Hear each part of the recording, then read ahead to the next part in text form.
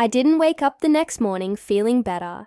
There was no sudden joy, no clarity, no motivation waiting for me. What I felt was heaviness. But I also felt something new. I was still here, and for the first time in a long time, that meant something. The morning after that night felt strange. The world moved on like nothing had happened. Cars passed, people talked, life continued. Yet inside me, something had shifted, not healed, not fixed, but cracked open. I realized something uncomfortable. Choosing to stay didn't magically change my life. It changed my responsibility to it. I could no longer pretend I didn't care. The hard truth I couldn't escape. Staying meant facing things I had been avoiding. The pain didn't disappear. The problems didn't solve themselves. I still had bills, still had uncertainty, still had unanswered prayers. But now I understood something clearly. Avoiding my pain almost killed me, so I did the hardest thing I knew how to do. I told the truth, at least to myself. I admitted I was struggling. I admitted I was overwhelmed. I admitted I didn't have control.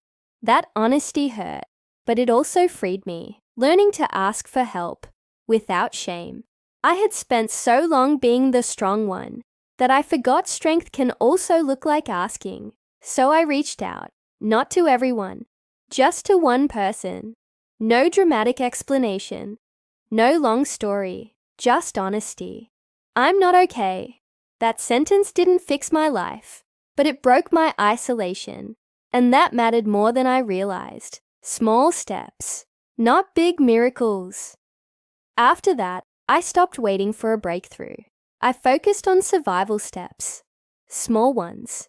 Waking up on time, eating something, even when I didn't feel like it. Going for a walk when my mind felt too loud. I stopped asking, how do I fix my life?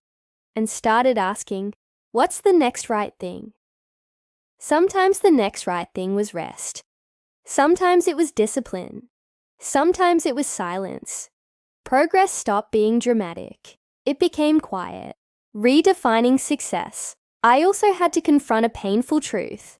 My definition of success was destroying me. I measured my worth by money, milestones, timelines, most of which weren't even mine. So I let some dreams die. Not because they were wrong, but because they were costing me my peace. And in that loss, something unexpected happened. I found space to breathe. The loneliness that still lingered. Choosing to stay didn't erase loneliness. There were still nights I felt unseen, still moments when doubt whispered, nothing's changed. But the difference was this: I stopped believing every thought. I learned that feelings don't always tell the truth, especially when you're healing. Loneliness no longer meant abandonment. Sometimes it just meant growth. The quiet rebuilding. Over time, small habits stacked. Confidence returned slowly. Not loudly, not proudly, but honestly. I learned to forgive myself for not knowing better earlier. I learned that healing isn't linear. Some days I felt strong. Some days I barely held on. Both were okay, because I was still choosing to stay. What staying taught me? Staying taught me that life doesn't reward perfection. It responds to persistence. You can be broken and still be becoming. Healing doesn't mean forgetting. It means integrating. Being behind in life doesn't mean being lost. Silence is not rejection. Sometimes it's preparation. Most importantly, staying taught me that my life was never meant to be easy. It was meant to be meaningful. The life I'm living now, I won't lie and say everything is perfect now. It isn't, but it's real. I wake up with purpose, even when I don't have answers. I move forward, even when fear walks beside me. I no longer chase validation. I chase alignment, and that has changed everything. To the ones still in the dark.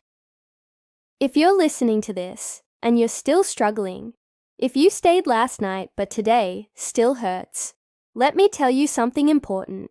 Staying once doesn't mean the fight is over. It means you've given yourself permission to heal. You're not weak for needing time. You're not behind for moving slowly. You're rebuilding something sacred, your life, and that takes patience. Final words. The night I almost gave up on life taught me the value of staying, but the days after taught me something deeper. Staying is not a moment, it's a practice. And every day you choose to stay, even quietly, you're winning a battle no one sees. I stayed, and I'm still staying. And if you're listening, I hope you stay too.